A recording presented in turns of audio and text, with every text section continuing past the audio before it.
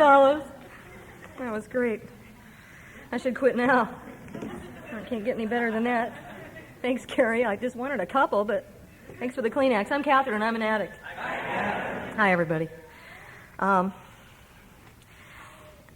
The customary thing to do is to start off by thanking the committee for having me here, and I'd certainly like to do that, but you know, there's some things that are so difficult to put into words, and when you do a lot of these conventions, they all have a little bit of a different flavor, and there's some of them that stand out in your mind as a real special experience.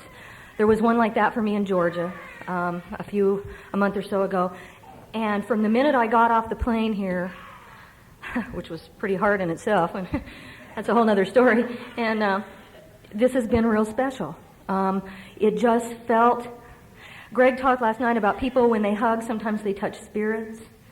And there was a group of women here that really touched my heart. And Copper and I had spoken quite a few times, and I had spoken to Kelly on the phone. And I love it when committees keep checking in with you, and Copper has called me a lot. And what the unspoken thing is, you're still coming, aren't you? They don't say that, but they say, just wanted to touch base. And it gets real quiet, you know, and you kind of want to go, oh yeah, I've been meaning to call you. Nah, just kidding. And on rare occasions in life, we get to meet, we cross paths with those people that we know, that we've known before in some other plane of existence, that are kindred spirits, and Copper's that way. It's really been a blessing to get to know her. And that group of women, and Linda and Debbie Sue, and even Mr. Debbie Sue, and his name is Steve, and Joanne and Debbie, and thank you to all those women. Kelly, we went out to dinner the first night, and a bunch of us women sat at a table, and they were talking about how neat it is here because they're really here for each other. And you could tell that the women have a wonderful support group here. And I'm going to take for granted that the men do too, but we didn't talk about them. Isn't that weird? That's all we used to talk about. But anyway, we didn't talk about that. We must be getting a little better because we talked about how neat it is to be able to be there for each other as women. And I got a real gift out of that because what I was sharing was that, you know, we really... I haven't felt that we really had that where I come from, and so I whined about that a little bit, and later on in the evening the committee had a regular meeting up in one of the rooms, and so I went to that meeting, and there was I counted 19 people there, which is bigger than my home group. I mean, that's about twice as big as my home group, so it's real small where I come from. And I started thinking while I was sitting in that meeting, and I thought, Eleanor Roosevelt, I think, was the one that said it is better to light one candle than to curse the darkness, and I thought, you know, we don't have that, and wonder why somebody doesn't have slumber parties there. And I thought, well, if not now, when? And if not me, who? If we don't have that, maybe I have no one to blame but myself, because I see it. I go to conventions and I see it. And if I don't take that home, then I have nobody to blame but myself. So I've already called somebody, and we're having a slumber party. My husband doesn't know that yet. Greg, would you like to go to a hotel, dear? Here's the MasterCard. Have a nice time. So he'll be surprised. But it really is nice to be here. I want to thank Joey, too, for sharing Friday night. I got a lot out of that. Thanks, Joey. I really did. And I went to some workshops here that were wonderful. You guys had wonderful workshops. This has been a great convention. And again, there's people that touch us, and two things happen, and I want to thank those people, too. I had lunch yesterday with two women, and sometimes you meet somebody who is so special and so secure in the knowledge of what happens in this fellowship that they can share personal and intimate things with you, and you're just an addict from out of town. Thanks, Kelly. That was really nice. It's really a compliment when people that you just meet for the first time share that kind of stuff with you and listen to to your input. That's really a blessing. You know, that's the kind of rapport I never had before I got here, and that's what I was looking for all my life. And there was one other person that I heard share in a workshop yesterday in illness and recovery. And God, Frank, you have a wonderful spirit. I don't know where you're sitting, but thank you. You really touched me. And you know, illness. For a while, I know around here we were saying, illness, that's an outside issue, and it is, until it happens to you. And then it's not an outside issue anymore, you know. And So having had some experience with not being well in recovery in more ways than one, that's a subject close to my heart. So thanks. I could just go on. I could talk for the whole time just about what I've done here, because it's really been great. It's a special place. I'm really glad I got to come here. Gee, what should I tell you? I started using in 1967, and for those of you who remember the 60s, you probably weren't using yet. 1967 was the summer of love. And things were happening in Haight-Ashbury, and people were doing that peace, love, dove deal. And I went to a Jimi Hendrix concert at Red Rocks Amphitheater outside of Denver, Colorado, and it was like I got this wonderful feeling of brotherhood, and I thought, oh, this is it. Now, I really wanted to be a hippie, and I did. You know, I started getting loaded when I was 13, and it's kind of hard to be a hippie when you're 13 because you're living at home and you have to be home by 12, and but. I did the best I could, and I gave it a hell of a shot. And what I felt, though, was that feeling of camaraderie, that rapport, and frankly, part of that was drugs. For those of us that were there, and I just barely was. My husband teases me all the time that I was like a wannabe because he was older and he was really there, and I didn't know what was really. But anyway, and he's right. I was a wannabe. Boy, did I want to be. I ran away from home when I was 15, hitchhiked to California looking for where it was happening. And it's amazing to me that I didn't meet, well, I met a lot of weirdos, really, but like none of them tried to hurt me, rape me, pillage me, or anything like that. I've had somebody looking out for me for a long time. And my using story is a lot like Greg's. It's really boring. I just used a lot of drugs every day for as long as I could. As long as I could. And the difference between me and Greg was it took me a lot more years to figure out what was going on than it did him. I really admire the young people who come in here. I just, I love to hear you guys tell your stories because I want to hear what the streets did to you to get you here that quick. Because, I was 32 when I got here. And I was raised by, I used to say I was raised by two people that had this disease, but I don't know that I have the right to make that decision for those people. And what I say now is alcohol did not enhance my dad's life, and diet pills, Valium, and cheap red wine did not enhance my mother's life. And I can say that with a degree of certainty. I hear a lot of people talking about coming from the projects and growing up really poor and all that stuff, and I know that I'm not the only one here. I was a rich kid. I knew we were talking last night at the banquet about what forks to use. I know. I remember my mom made me go and join the cotillion when I was 10 years old, and we had to wear white gloves and dresses and learn ballroom dancing. It was awful. And if you think the girls were pissed off, the guys were like really not happy. 10-year-old boys really want to learn ballroom dancing. They were really thrilled. That was how I grew up. We come from lots of different places, and this disease, is not discriminatory. It'll jump on anybody's back, And I was supposed to be the debutante, and I was supposed to come out when I was 16. Well, was I out. By 16, as a matter of fact, I rarely came home. I was out most of the time. And I just used. There's really nothing else to tell you. I just used a lot of drugs. I remember the first time I smoked pot on my 13th birthday. A week later, I took acid. It's like I was. The progression of the disease was so evident, and eventually I found my drug of choice, and I was an IV drug user for many, many, many years.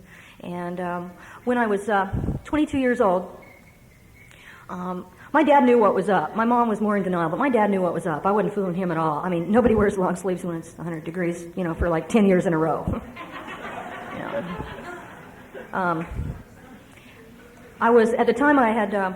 I was 22. I had a daughter that was about a year and a half old that I had, as many of us addicts do, I had dropped her off at Mom's house and said, I'll be back tomorrow. And it was like 6 months later, and I wasn't back yet.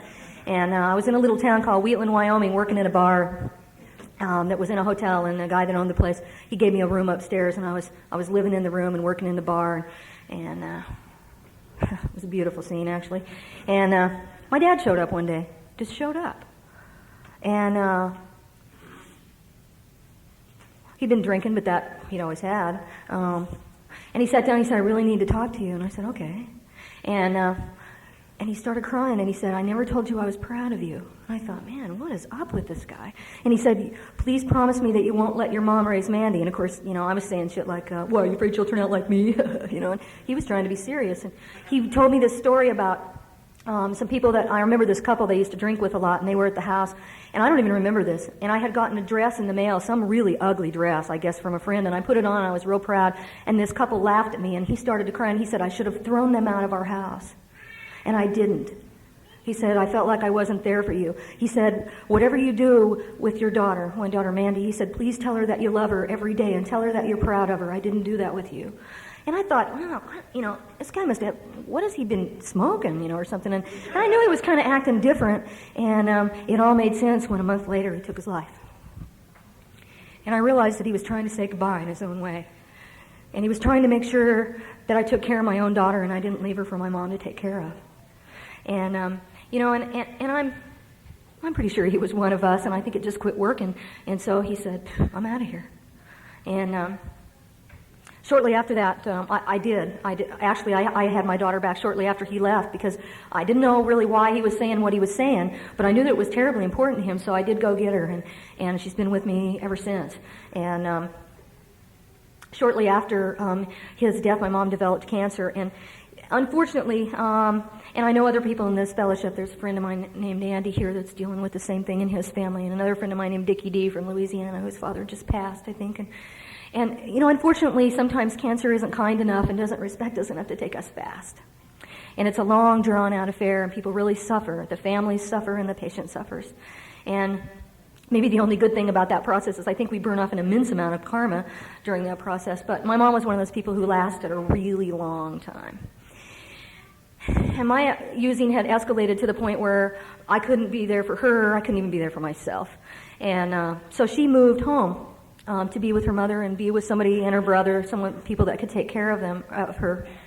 And the last, I guess, about 9 months that she was alive, I never even went to see her once. And when she finally passed in 1983, my grandmother and my uncle didn't call me because they had disowned me. They had already written me off and told me not to come around. And a friend of my uncle's called me in the middle of the night and said, I don't know if this is right or wrong, but they're not going to call you, and your mom just passed, and I just thought you should know. And it was immediately when I heard that she was gone, I couldn't believe that I hadn't gone, It was like, oh my God, what have I done? And it was too late to do anything about it. And I stepped up my using. That was a real painful thing for me, and there was nobody left to impress anymore, so it just didn't matter I didn't worry about long sleeves anymore because I didn't care. I didn't care who saw my arms. I didn't care if I'd had a bath. I didn't care who I slept with. And from that point on, between 1983 and the beginning of 1987, I did all the things that I swore I'd never do. There's a corner called, most of you probably don't know it, 10th and Andy might. No offense, Andy. 10th and MacArthur in Oklahoma City, where they do lots of things on that corner. And I worked on that corner for a long time. And I learned about incomprehensible demoralization on that corner. And many of you may relate to this story and about going to bed with it. We may not remember going to bed with it, but when we wake up the next morning and we look over, and there's it. A couple of months, this really helped me get to recovery. I woke up, and it was awake. And it was looking at me. And I realized I had become its it. And something changed. And 2 months later, when I got up one morning running for the bathroom, because I don't know about your morning routine, but mine was like, one end is going to go off, let's get to the bathroom quick. And I ran for the bathroom, and I was naked. And what I saw past the mirror, I thought there was someone else in the bathroom. And I stopped, and I looked, and I moved my hand, and the thing in the mirror moved its hand. And Greg talked about that thing that happens when he was facing backwards on the toilet with the blood dripping down his arms and on it.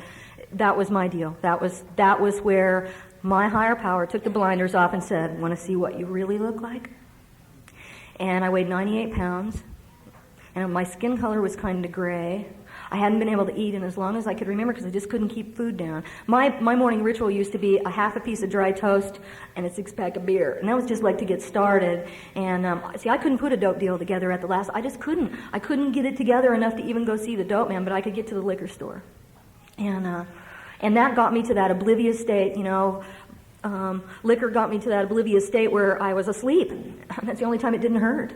It's the only time I didn't feel the pain is when I was asleep. And it was cheaper, it was a lot of advantages, And so I know alcohol is a drug. I know. And that morning, when I saw myself in the mirror, there was no more denying that I was dying. There was no more denying. I remember looking at myself in the mirror and the tears were running down my face and I was shaking all over going, oh my God. Because see, the day before I looked hip, slick, and cool. How did that happen overnight? I couldn't believe it. And I looked in the mirror and I knew that I think what happened was finally the fear of going on one more day was greater than the fear of finally trying to do something about where I was at. I just couldn't live that way anymore. And someone had tried to tell me that I had a problem a few months before that. Imagine that. And that morning when I looked in the mirror, I really thought this was it was an overwhelming grasp of the obvious, actually. I looked in the mirror and thought, God, do you think it could be the drugs? I'm not stupid. I'm just slow. And so at 32 years old, I made my first call, and I got some help. And I'm not sure what day it was, so I picked March 11th, but it was around there somewhere. I know I was clean on the 11th for sure. So, but after my first Narcotics Anonymous meeting, I've never had to use again, and that's to your credit, not to mine.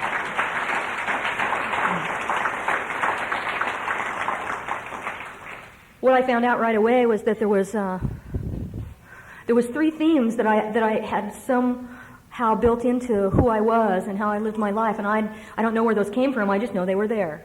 That my best wasn't good enough, that I wasn't worthy of love, and that I had been hurt too deeply to ever really heal. I still wrestle with those 3 themes. I still do. I came here and I was one of those people that, now I know why they were shaking their head and going, keep coming back. And because I had it all figured out in about 90 days, and at 5 months I was area PI chair. I was so excited, and I went home and went, gee, I wonder what PI stands for. So I better find out. First thing I found out was that it isn't P and I. They said, yeah, it's not P and I, that's H and I, this is PI. And I said, okay. And so I found out what that was. But I learned how to do what I'd done on the outside. I learned all about the external. I learned what to say. I learned all the right words. And for the first 3 years I was here,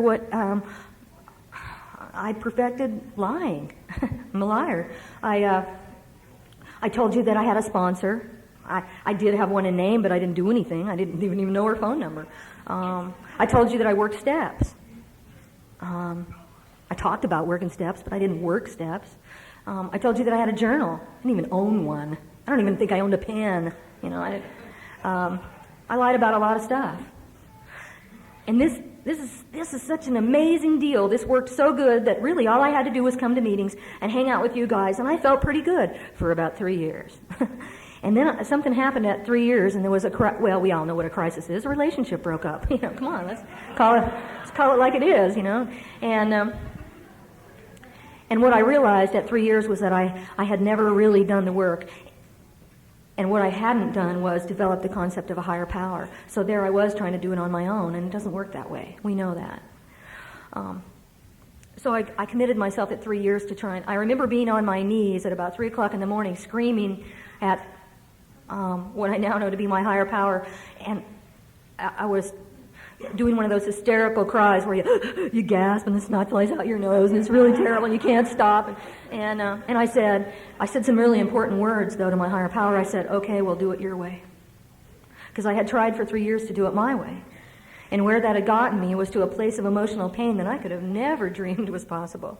Never. Possibly more than I was afraid of dying when I made that phone call to get here. But the emotional pain that I felt at 3 years from not redoing the deal, but just trying to look like I was doing the deal, was incredible. I never believed that you could hurt like that. And so I started trying to do it the NA way, by working the steps.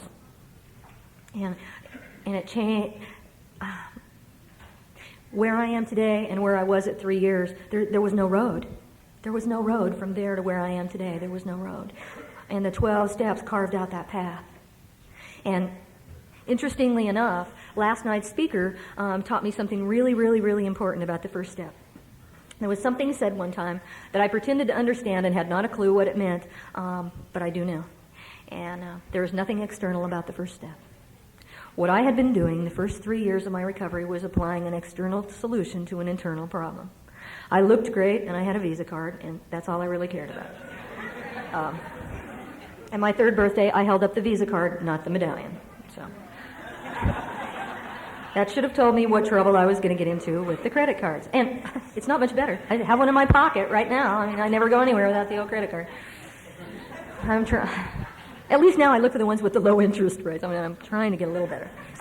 Anyway, I do know today that there is absolutely nothing external that will make me feel better on the inside. Absolutely nothing. And believe me, I have looked everywhere. The term surrender implies something voluntary. And I don't know about you, but none of my surrenders.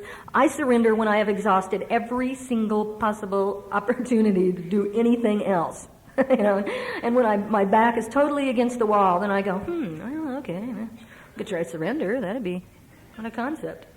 I got a sponsor when I was 3 years clean, and it's so amazing to me that when we begin to get honest, things change. When we begin to tell somebody what's really all that dumb stuff down deep inside of us, that I never told anybody. I mean, it wasn't the stuff about what I did to get my drugs. It wasn't, like Greg said, the show and tell stuff that I shock you with my force stuff. It's the stuff that I'm afraid, and that I'm jealous, and that I'm all those things that I never wanted to tell anybody about how I really felt on the inside. That I'm a scared little kid who just wants everybody to like me all the time. I have learned in recovery that is a big order, and we can't go through with it. I don't like everybody. Do you? I mean, there's no one here that I have ever met that I would ever wish would go back out and use. But I don't want to hang out with some of the people here. We just don't click. And it's not that I don't like them, it's just that we're different. This fellowship is made up of lots of different kind of people. And the people that I connected with this weekend may not be who you'll connect with. But there's somebody here that I believe we all can connect with. And thank God we all don't go crazy on the same day. As long as that doesn't happen, we'll probably be okay. I don't know. It hasn't happened in my home group yet, but boy, we've come close a couple of times, right before conventions, too. That's when it happened. I really agree with Joey in that it's not my job to stand up here and tell you how to work the steps, but what I can tell you is how they've worked for me and what I've learned from them. And I had I guess when I was about 4 years clean, I began to have some experiences that taught me a lot about steps 1, 2, and 3. And I think I was 4 years clean, and there was this 6-page note on my counter one morning, and I realized my daughter had gone to school early. Now, I don't know what your teenagers do, but my kid never went to school early. So I knew something was up before I saw the note. And I didn't have to read very far into the first paragraph before I realized what she was trying to tell me was that she was pregnant. And I thought, well, this is the blackest day of my life. But see, I thought the blackest day of my life was coming here, so what the hell do I know? So I stood in that kitchen, and I cried, and I thought, oh my God, what are we going to do? And then I realized, oh my God, where is she? And I went to look for her, and I found her, and I put my arms around her. And I said, what are you going to do? And she said, I don't know. And I said, well, there's really only 3 options. There's abortion, adoption, and keeping the baby. She said, Mom, I can't have an abortion. I don't believe in it. And I said, we won't ever talk about it again. Because, see, that isn't my right. I don't care who it is. That's a personal decision, and I believe we all have the right to choose. So we never talked about it again. So I said, well, what about adoption? She said, oh, Mom, I never knew my father. Slam. I took that one on. Give me guilt. It's like, I suck it up like a sponge. And She was adamant about keeping this baby, and of course, I just knew everything would be okay if she'd just listen to me and do it my way, because I had the perfect answer. And there was about 4 or 5 other kids at her high school that were pregnant at the same time, and they had this little, we're going to have babies and won't it be wonderful and I'll babysit for you, click. You know, it's like, you know, because we all know what it's really like when the baby gets here, you know, it's like, oh God. They just didn't have a clue. Well, I pushed her, and other people pushed her, and finally, a 16-year-old girl had the foresight she found a home for unwed mothers. They still have those, actually, in Little Rock, and she left to get away from people like me who wouldn't leave her alone so she could make her own decision. It was amazing. She intuitively knew that it was going to be the most important decision that she was ever going to have to make in her young life, and then it was her decision. And I think she was about 4 or 5 months along. She left when she was like 2 months along. And 4 or 5 months, one of the counselors called me up and said, you know, you really do have to get off her back and let her make her own decision. And you guys have taught me that when people tell me stuff like that, I have 2 choices. I can meet it like this and go, or I can go, you're right. And listen to what people are trying to tell me. I can embrace those painful things, or I can push them away. It's real hard to push the river, you know, and I try not to do that anymore. So I quit telling her what to do, and I just tried to be supportive. I really changed my role. I really turned, and I really tried to just be supportive when she called. And I guess 5 or 6 months along, she called me up crying one day and said, Mom, I made a decision, and I'm going to give my baby up for adoption, and I really wish you'd be here and be my labor coach when I have the baby. And that was just about the coolest thing anybody could have said. And so they called me when it was time, and I went down there, and I was her labor coach, and she decided to room in with the baby. If you want to shock a nurse, tell them you're giving a baby up for adoption and you want to room in and hang out with the baby for 2 days. They think you're crazy. Mandy said, this is the only time I'm going to have to get to know my baby, and I'm going to have it. And I'm so glad that she had more sense than me, because we had 2 wonderful days with that baby, and then we gave her love. And it changed how I look at my daughter because she became a woman. It changed our relationship because we didn't get along very well. You know, it's one of the things that I think I expected when I got clean, and I think many of us do, is we got 30 days, and we just don't understand why our families just don't come around, for God's sake. I'm living different. You know, I think it was 5 or 6 years before Mandy ever really believed I was going to stay clean. And why should she believe me? How many promises did I make to her? I'll be there to pick you up, honey. I'll be at the softball game. You know, it's like all the stuff that I promised her that I lied. I lied. I didn't even intend to be there when I said I was going to be there. I just did it. I told her that because it's what she wanted to hear, and I wanted to get her off my back. It took years. I had to earn it. You know, everything about recovery I have to earn. I can't just tell somebody, that's how it is. You know, and I wanted her to know I was different right from the get-go, and it just didn't happen that way. I had to earn it. And the cool thing is that now it's so different. She calls me 3 or 4 times a week. She calls me, this was great, 2 weeks ago she called and said, I just wanted to call you and thank you for my eating habits. What?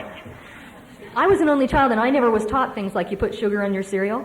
There weren't any other kids to do that, man. I eat my Cheerios without sugar. I didn't know. What I had even using when Mandy was little, we had carrots and bananas and things like that for snacks, and she called to tell me thank you. She said, I was sitting here in the day room. She's in the service. Imagine that. And she was in the day room, and she said, everybody's sitting here eating Snickers and a bunch of crap, and I'm like having carrot sticks. And she said, thanks, Mom. Thanks for teaching me that stuff. And they really do grow up. It's amazing, in spite of us. Sometimes it's literally in spite of us. And what I learned from that experience was that, you know, it's if I'll just get out of the way, and have faith that what's going on, you know, I have this illusion of control. And it really is an illusion. I had this illusion that as a parent, I could make her do something. If any of you parents, it's like, come on. We don't make our kids do anything. You know, we really don't. My role, I really believe, as a parent is for support. Because they're going to do what they're going to do. I'm just here for support, you know, and what's happened is we became friends through that. It healed a relationship that I didn't believe could ever be healed. About a year before she got pregnant, I had called social services and asked for help because I couldn't stop slapping her. See, and I thought that was going to stop. When I quit using drugs, I thought I wasn't going to hit her anymore. And I had to call them at 3 years clean and say, I can't stop hitting my kid. I can't. I'm so angry. And see, she had gotten tall and started hitting me back. I was a little different when she started hitting me back. We got so angry we'd go to the floor. And we were very angry at each other. And who knew that on that black day when I found out that she was pregnant that it was going to change our relationship forever and heal something that I believed could never be healed. Once again, I don't know what's good for me. And what I think is starting off so bad often turns into they turn into the biggest blessings of my life. And,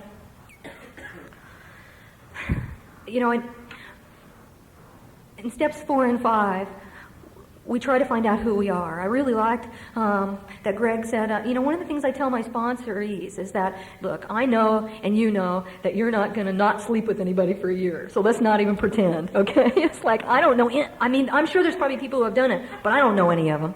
I don't know one. If you've done it, God bless you, but I don't know anybody.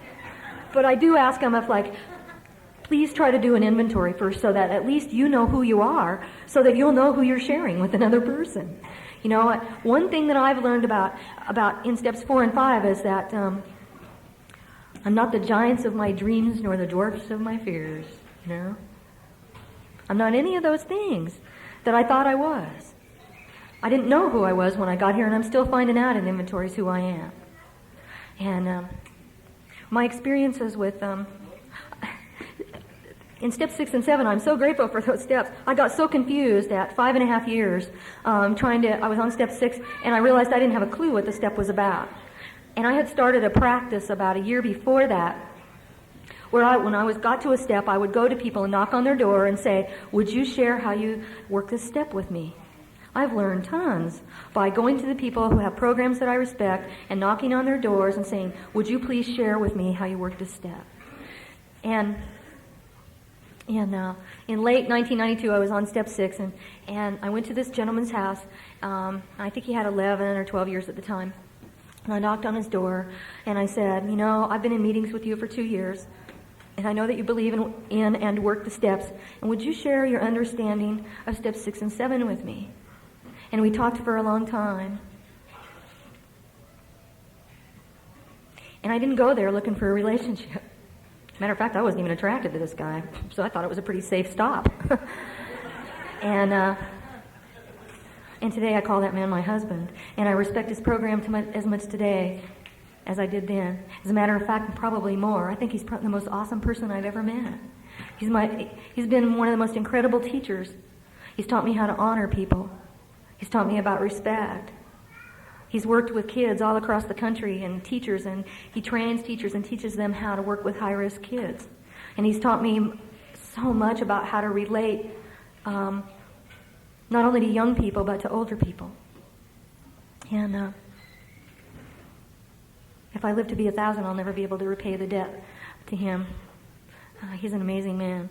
And in 1992, I've had some physical problems for years. I had a car accident when I was using, as many of us had, and I had a back surgery then, and it was pretty botched, and I put up with it, and actually it was kind of handy. You could go in and get all sorts of incredible drugs if you have a scar on your back, so it was great while I was using, but once I cleaned up and didn't take stuff for pain anymore, it got to be more of a nuisance, and I started going downhill with that, and I had a job where I was on my feet all day, and in 92, I was wearing a back brace and leaning on a cane and stumbling into that job every day because I wouldn't give up the dough. See, I drove the BMW and had the cellular phone, and I wouldn't give up the dough. I wouldn't give it up. And I didn't think enough of myself to do what I really needed and take care of the inside and my physical stuff because I had my priorities mixed up in a bad way. And I found out that whatever, at least in my recovery, whatever I put between me and my higher power, I lose it. Sooner or later, I lose it. When it becomes more important, when it becomes my priority, it's taken from me. And I went out to the conference in 92. I think that pushed me over the edge, frankly. I only made it to work one day after I got back, and the pain had gotten so bad that I couldn't do it anymore. And so I went in to do my last day at work, and I told the lady I worked with, and I surrendered. And I said, I don't know where I'm going to live or how I'm going to eat, or I really don't. I don't know how I'm going to, if anybody here's a single parent, you just don't not work, You have responsibilities, you just don't do it. My daughter was graduating high school in about a month, and I knew I had enough money to get us through till she graduated, and then she was going to the Army. And I didn't know how, I thought, I had visions of myself as a bag lady. I really have a lot of faith, huh? And I thought, well, I'll have to go farther south. The winters here are too cold to push that cart around in the winter. And it was bad. My last customer, my very last one, came in, and I told her my sad story. And she said, wow, guess who I work for? Vocational rehabilitation. And see, I hadn't gone to a doctor. I hadn't gone to a specialist because I didn't have insurance, and no one would see me unless I had cash, and I never had, $300 I could throw down to an orthopedic specialist to even look at me. My family doctor finally I got so bad he just looked at me for nothing. He said, I can't do anything. I think you have a hot disc, and I can't do anything for you. I'm not a specialist. And this lady came in and told me she was a vocational rehabilitation counselor, and that they paid medical bills, and she said, I bet you'll qualify. She made a couple of phone calls, and I went in on a Thursday morning to talk to this gentleman in the county where I lived, and all I had to do was sign the papers, and they've paid all my medical bills. I had a spinal fusion in December of 1993, and so I can stand up here without one of those things that guy has, one of those walkers, and I don't miss it, and I bet you won't either. And they also paid my full books and tuition for me to return and be retrained at the University of Arkansas. This fall, I'm going to be a junior. And I'm an engineering student. I can't believe it.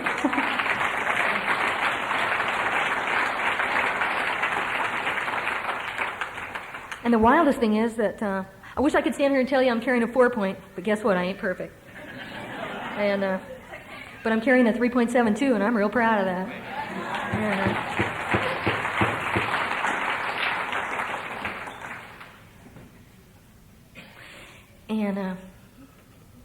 And all I had to do was surrender.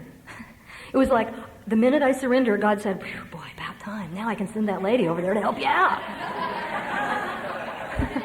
It's like, I thought you'd never give up. See, my higher power's a very magnanimous type, but I have to meet that higher power halfway. I have to do something. It is partly up to me. And something interesting happened. One of my most vivid spiritual experiences happened when I was in the hospital having that back surgery. And I mentioned that my daughter's in the service. She was home on leave. And she didn't come the first day. And I thought, I'm pretty doped up. She probably didn't, knew I was going to be kind of out of it the day of the surgery. She'll be here tomorrow. She didn't come. Sound familiar? She didn't come the third day either. And the fourth day I knew she was leaving. She was leaving town, and she didn't come. And the fifth day I'm laying there in the hospital, and I get this phone call, and this sobbing young woman says, Mama, I just couldn't come. I just couldn't come and see you like that. And I know you're on drugs, and I didn't want to see you like that. I was afraid. I know they put a lot of metal in your back, and I know there's lots of tubes and stuff, and I was so afraid. I just couldn't come. And as I began to tell her, it's okay, Mandy, I understand. I swear to you, the voice that I heard wasn't coming out of me. I heard my mother's voice talking to me, forgiving me for all the stuff that I didn't do for her. It was heavy. It was really heavy. And even through my drugged stupor, I fully expected to see her. It was that vivid. I would not have been surprised if I had seen her image in the room, because it was her voice, not mine. And all of a sudden I understood that wherever she is, on whatever plane, there is absolutely no animosity. She understands why I wasn't there. What I do know that I've learned from steps 8 and 9 is that, I had tried to make amends to her for years in recovery. I was, 6.5 years clean when I had that back surgery, and I had written letters, and I had done all sorts of things with my sponsor to try and get free of all that guilt that I felt, and nothing worked. So if there's anybody out there trying to make amends to someone who's not here, the miracle will happen. Just keep trying. Don't give up. I had done all the stuff they told me to do, and nothing helped. And I got it all. I got it all in that hospital room. But it's interesting today that I've accidentally kind of found ways. I've stumbled into things that We do have karmic debt, like Greg was talking about, and we do have to repay that karmic debt. I'm a hospice worker for Washington Regional Memorial Hospital today, and I never thought I'd be able to sit with people that were dying. And there's no one closer to God. Believe me. The first lady that I sat with, my first hospice patient, I got real close to, and when she passed, I walked out of the nursing home, and I swear to you, I could feel my mom's spirit, and I looked up in the sky, and I said, I did the right thing, Mom. And I knew she knew. I knew she knew. And there's a little lady that I called this morning. Her name is Mary Lee, and she has 21 years. She didn't start using until she was in her 30s. She cleaned up in her 50s, and she's 76 now, and I really love her. She's my adopted grandmother.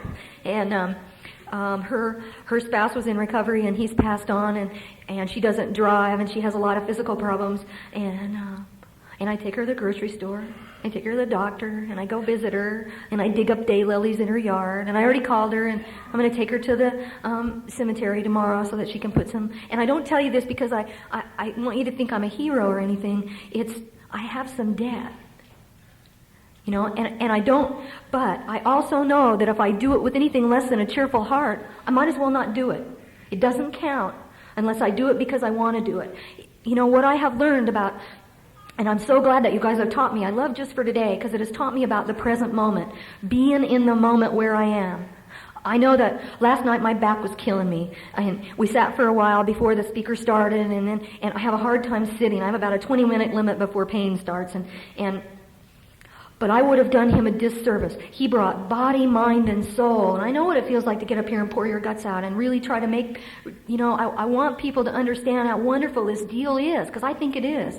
And it takes a lot of us when we stand at the podium. And so when I was there last night, I would have done him a dishonor if I hadn't, when I brought my body, also brought my mind, and also brought my heart.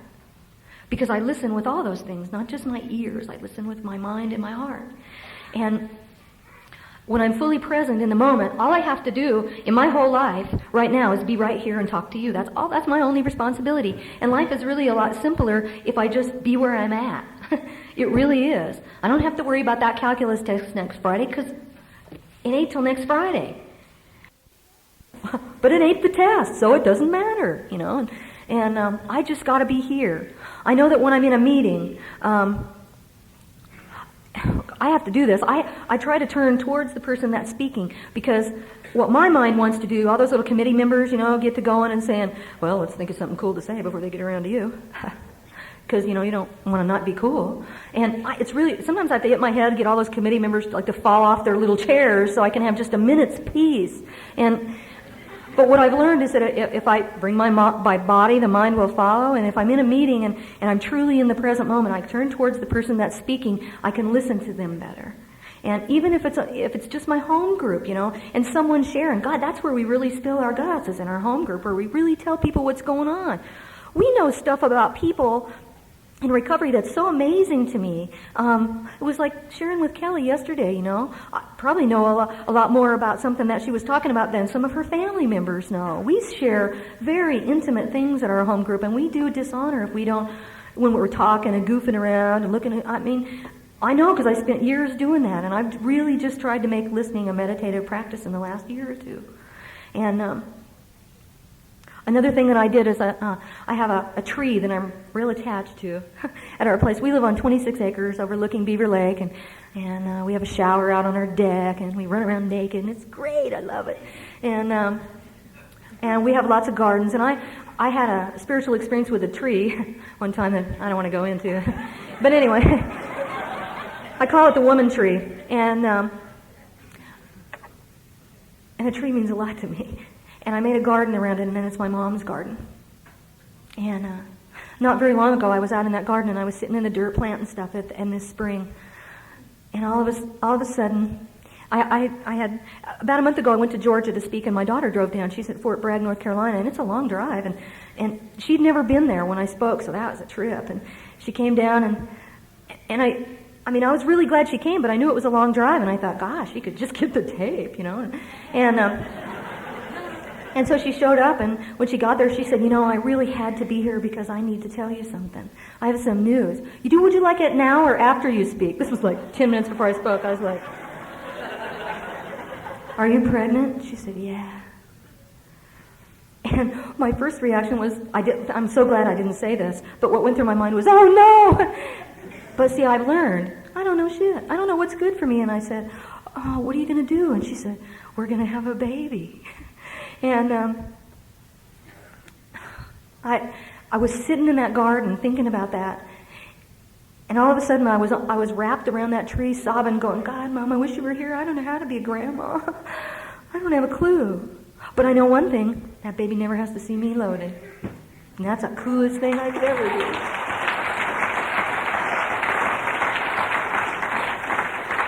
And I'm so excited, I can't wait. There's so many neat babies here, and I've been going, oh, look at that little headband. Oh, God, isn't that cute? I'll have to get one of those. It's like, I'm going to be disgusting. So. It's probably lucky she lives far enough away that I can't be like hanging there trying to run the deal every day. Thanks, God. Thanks, God. So, I was reading something on the plane on the way out here. It made me think about step 10. Because this is how it works for me. There's a navigational system on an airplane where once they get it off the ground, they set all this junk. And there's a couple of computers that run the whole deal. And one says, hey, you're off course. The other one goes, okay. And 90% of the time, they're off course. I'm going to fly home in a few minutes, so that doesn't make me feel too good. But it's a lot like what we are, you know. The 10th step helps me get back on track. And most of the time, I'm really not quite on track. But the thing about recovery is that I'm trying to be. I'm looking at my stuff and going, wow, I was a little off track there. 5 degrees to starboard, That's what step 10 is for me. That's the best metaphor that I've ever found for how I work step 10. And I bring this up here. I don't have to lie. I actually own a journal. There's actually writing in it and pictures and all sorts of stuff that means a lot to me. And it's been a wonderful experience. And I used to beat myself up because I didn't write in it every day. And now I have a more relaxed goal. Maybe it's partly recovery. It's partly just getting older. I'm getting tired. I just try to write in it more than I don't write in it. I think that's a pretty good goal. That means that I'm probably going to write in it 4 out of 7 days. It's like, I just try to write in it more than I don't. That seems like a realistic goal. And I went to a meditation workshop while I was here that was really, really good too. And I was thinking about step 11 this morning, and I was thinking, that it seems so interesting that what we give away in step 3, our will and our life, it seems almost like that's what we get back in 11. We get back our higher power's will, and we get back a life we never could have dreamed. Never could have dreamed. If someone would have told me I would be sitting in a calculus class, passing, and liking it, I would have said, right. I'm doing things in my life that I never could have dreamed of. Being honest with another person, and there are lots of different kinds of relationships, but I never dreamed that I would have somebody that I could really call my partner in my life. That I really believe that we're growing spiritually together, because for me that's what a relationship with my lover has become, is growing spiritually, and having that same spiritual goal. And I really believe we have that. And for the first time in my life, I really believe that I'll be with this person until I die. I'm totally content. I really like this person. And I really respect this person. My relationship with my sponsor is extremely important to me. In June, I will have had the same sponsor for 4 years. And it feels real good to have that history. When I tell her some neurosis I'm having, she knows some of my history, so I don't have to, go through and explain all that stuff. She knows me. And I get a tremendous feeling of love one of the things I've learned from my sponsor, Kathleen, is she's taught me a lot about honoring and being in the present moment, is that when I'm with her and the phone rings, she said, I'll call you back. I'm important. I'm the most important person at the meeting when we're together. And that's really special to me. And many, many of the things that she tells me, I pass on to my sponsees. And I sound so wise. Of course, I don't tell them that my sponsor told me that. I want them to think I thought of it. See, what I know here is that all wisdom is plagiarized, only ignorance is original. And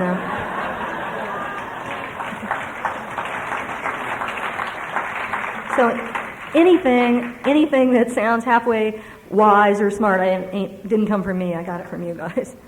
And when I think about step 12, I think about a story I heard about Mahatma Gandhi. And he was on a train, and the reporter was trying to catch him, and there were crowds there was always crowds around Gandhi, and the reporters were running down the platform as the train's pulling away, and he said, Gandhi, Gandhi, what's your message to the people? And Gandhi scribbled something on his sack and threw it out the train, and it said, my life is my message. And that's it. I don't know about you, but a long time before I read the basic text, I watched all of you in meetings. And I watched the ones who said one thing and did something else in their life. And I thought, man, that's the people I used with. I don't want that. So I found the other people who their actions matched their words. I was talking to my daughter on the phone a couple of weeks ago about this guy in her life. I'm gonna have to do a 4-step about this guy, I guess. Him and Newt Gingrich. God, I can't stand that guy. Jesus. I just can't stand that guy. I had a tape by Ram Dass one time, and he had pictures of his gurus and stuff all on the table, and every morning he got up and said, good morning, good morning. And he had a picture of Casper Weinberger, this guy that he just hated, and he said, good morning, Casper. And he'd walk off. I think I'm going to have to do the same thing with Newt. I'm going to have to get a picture, and I'm going to have to say good morning, to the teachers, to my masters that I have, and then I'm going to have to say, hey, Newt, how's it going? And I'm going to have to work on this. But anyway, my daughter was telling me something she was saying, but this guy says he loves me. And it was like, but how does he act, sweetheart? What does he do? How does he treat you? What are the actions? And that's what we look at when we're here. And that's what I learned about the first 3 years is I talked all that stuff, but I didn't live it. I wondered why I didn't have any sponsees.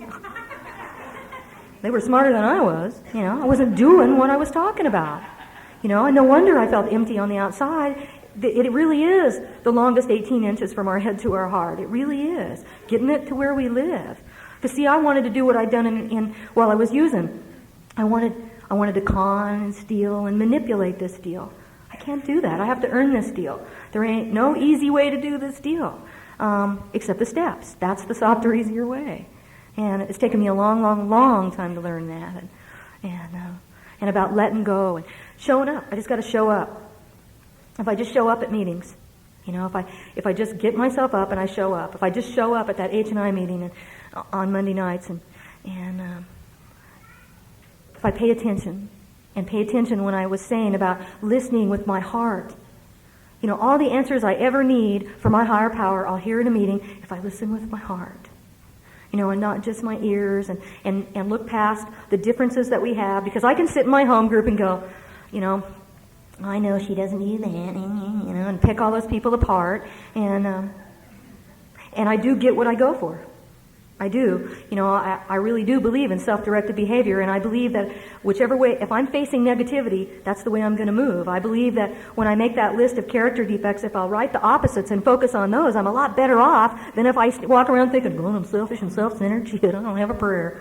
I'm lots better off if I think, okay, what's the opposite of that? Because that's the direction I want to move. That's the person I want to be.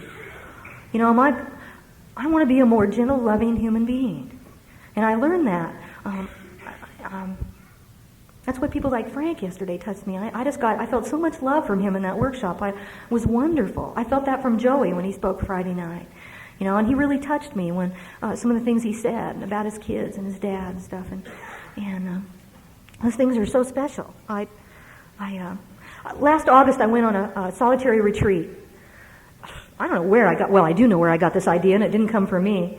And I booked this. I went to this place that actually it's run by 3 Catholic nuns, and they let me come anyway. And believe me, I ain't Catholic. I tried to be Catholic once and walk into a priest's office and tell them you've been married 5 times and watch what happens. I want to be a Catholic. Oh yeah, I've been married 5 times. They go, oh God. Kind of freaks them right out. But I found this retreat with these 3 nuns, and it was in the middle of, and it's set up for solitary retreats. And so I got this thing all planned, and I went for 5 days and 4 nights. So of course I'm going to go to a solitary retreat, right? So I loaded up my car with like 87,000 books and all my beadwork and 87,000 pounds of stuff from Hobby Lobby to do, and all sorts of things, all letters I was going to write. So I got there. 2.5 days later, I'd read like 5 books, and I went, I think I'm missing the point. So I stopped and I thought, well, okay.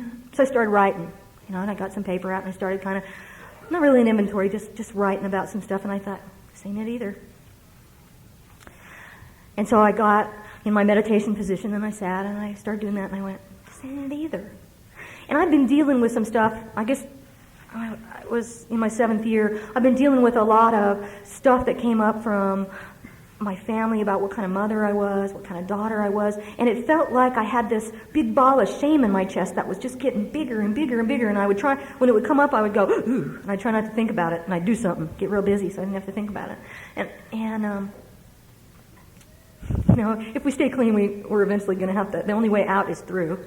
And so I finally just kind of went, okay, I kind of gave up, there's the key, and I went out on the porch and I sat, and all of a sudden some of that stuff, it was like this thing in my chest started, that feeling again came back, and it got bigger, and it got bigger, and I swear, I felt like it was going to take me over. And I sat there and I cried, and I cried, and I cried, and I cried, and I learned some things at that retreat. I learned that sometimes all we can do is sit on our hands and hurt, you know? And I learned that addicts don't die from feelings, they die from using drugs. And the last thing I read, I had a little thing that I was doing a daily meditation, and the very last day I read this thing, and it was there just for me. And it said, "An anguish has turned to joy without somehow ceasing to be anguish." And that was for me. Because I did a lot of things in my active addiction, I'm trying to do calculus. I did a lot of things out there that can't be erased. I can work the steps on them, but I still feel some anguish when I think about them. But because of who I am today and how I'm turning those things around and what I've learned and the karmic debt that I am trying to pay off, that anguish has turned to joy. But it's still anguish. But we can learn from those things. It's a posture of standing like this instead of standing like this. Of accepting the pain and going, okay, what can I learn from this? And that's a hard thing for me to learn. I've had a lot of really strong people who've taught me that it's okay to embrace that pain and honor it, that there's lessons in there for me. And when I got ready to leave that retreat, the nuns had been asking me up for dinner every night. I don't know about you, but I couldn't think of anything scarier than what am I going to talk to 3 nuns about? I was like, so, what do you guys do for fun? I didn't know what to say. I found myself saying, yes, I'll come. And I had dinner with them, and they were wonderful women. They live in the middle of nowhere alone, and they take one day a week and they go completely into solitude and pray and meditate all day long. These were wonderful women. And after dinner, I said, Sister Louise, could I talk to you? And I went, it's like one of those things that like, where the hell did that come from? I don't want to talk to her. It's like one of those committee members has got control. Shut up. I found myself in her office crying and telling her why I was there and my family stuff and how much that was hurting and I didn't know what to do with that and then I was a recovering addict and blah, blah, blah. And she said, You're what? You're what? Tell me about it. How long did you use drugs? And I said, 20 years. And she got more excited and she said, and what did you do? What did you do? And I said, well, I went to this meeting and I never used it again. She said, oh, that's a miracle. And I went, yeah.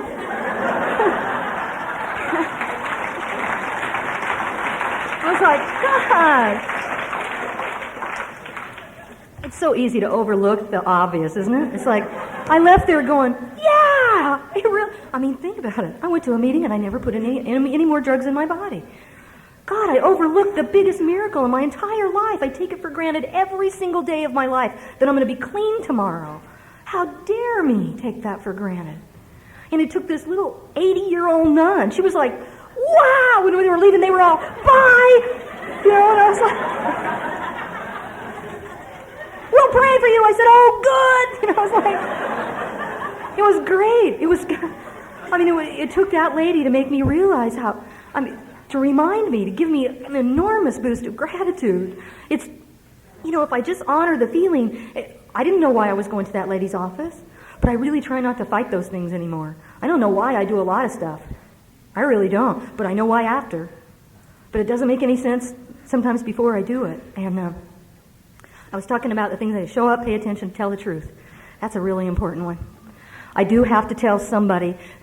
That's what my sponsor's for, is the one person that there's got to be somebody that knows it all, that I don't have any secrets from, that I tell all that stuff to. That's what my sponsor's for. I don't dump that stuff in meetings. I talk real generally in meetings.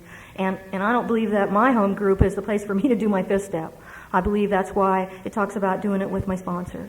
And but I used to do 5th steps in meetings. I wish I hadn't. They still use that ammunition. And Show up, tell the truth, pay attention, let go of the results. Figures I'd forget that one, doesn't it? That tells you something. How do we let go of the results? Maybe there's 4 things that I try to do. You know, when it begins, it's always the perfect time. If I'd gotten here, somebody to try to drag me to a meeting the day before my awakening in that bathroom, it wouldn't have done any good. It begins right when it's supposed to begin. Whoever shows up is exactly who's supposed to show up. How many times have I been in a speaker or a meeting when I think, well, I told her to come, she missed it. You know? I remember somebody telling me once, well, you missed it. I said, missed what? I don't know, you weren't there. I tried to go to everything after that because I was afraid whatever it was, I was going to miss it. Whatever happens is exactly what's supposed to happen. When that stuff happened with my back, I did not understand. I whined and I moaned, and pain, physical pain for me, has been probably my greatest teacher. I remember when I was so mad that I could not get in my meditative position to do my spiritual path. And I realized this is my spiritual path. What can I learn from this? This is my spiritual path. This illness is my spiritual path. Am I going to meet it like this, or am I going to meet it like this? Because I have a choice. I can't learn anything when I'm like this. I can't. The other way that I can let go of the results is when it's over, it's over. Now, I don't know about you, but I've always had trouble figuring out when stuff is over. I was always the last one to leave the party. Everybody else was passed out or gone home, and I was still like, yeah! When it's over, you know. I have to know when it's time to move on. And that's always really difficult for me because I don't, sometimes new stuff is real scary. You know,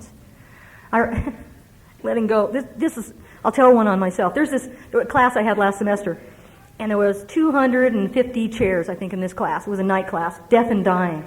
Really upbeat class. And actually, I enjoyed it. It was a good class. And I went early, and I had a class in this classroom before, and I had a favorite chair. It's my damn chair. So I went to this class, and I sat in my chair. It was great. And the next week I went, and I was a little bit later, and someone was in my chair. I didn't hear anything the whole class. It was like, I'm going to get here early, and that bitch ain't going to get my chair.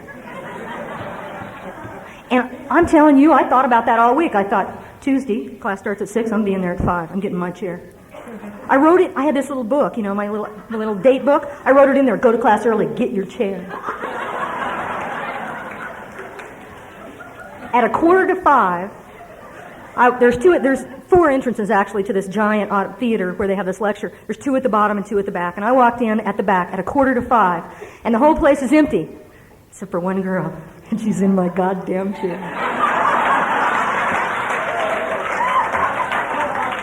And I stood in the back and I went, I laughed. I went, okay, I get it. Okay, thanks, I get it. So I went down and said, you're not going to believe, told her the story. She was like, this woman moved away from me and never talked to me the rest of the time. She thought I was crazy. I said, you won't believe the lesson I just learned. Thanks for sitting in my chair. It was like, oh, bless her heart. But, you know, that's the story of my life, you know. That's the story of my life. That's how I learn things. It's so amazing. It's just so amazing. This thing is such a blessing. The longer I'm here, the harder it is for me to get up here and talk. I don't really get nervous. I get excited. But how can I possibly share with you what a gift this is? Is there anybody here that's a newcomer, like under 90 days? Are there any newcomers here today? Oh, good, there is some.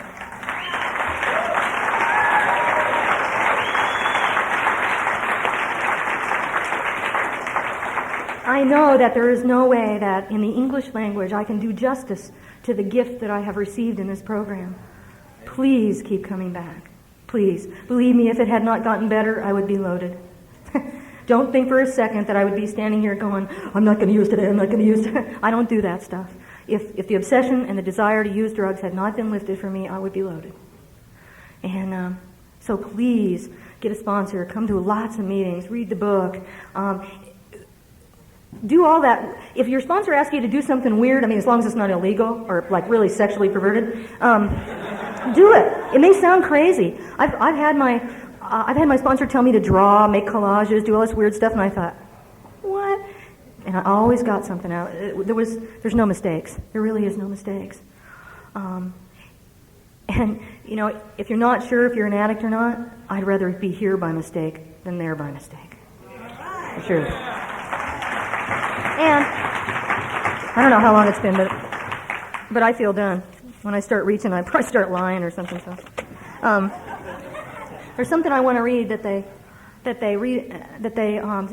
recite at a group in Joplin, Missouri, and I used to drive up there because where I got clean there was no NA meetings, and so I had to drive 90 miles to a meeting and 90 miles back. And they still say this at some groups. I think the Fifth Tradition group still does this, and it touches my heart.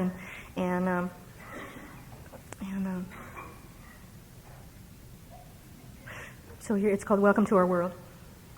We are here because there is no refuge finally from ourselves. Until we confront ourselves in the eyes and hearts of others, we are running. Until we suffer to share our secrets, we will have no safety from them. Afraid to be known, we will know neither ourselves nor any other. We will be alone. Where else but our common ground can we find such mirrors? Here we can appear clearly to ourselves, not as the giants of our dreams, nor as the dwarfs of our fears, but as human beings, a part of the whole with a share in its purpose, where we can each take root and grow, not alone as in death, but alive to ourselves and to others. Welcome to our world. And if that doesn't talk to me as an addict and tell my story in just a few lines. My favorite word in the English, well, actually it's not an English word, so it's not in the English language, is it? It's an old Sanskrit word, I think, Hindu. It's called namaste. And what it means is that there's a place in you where God lives, and there's a place in me where God lives. And where that place in you and that place in me come together, and we are one. That's what namaste means. Thank you so much for giving me this weekend. It's been so special. Namaste.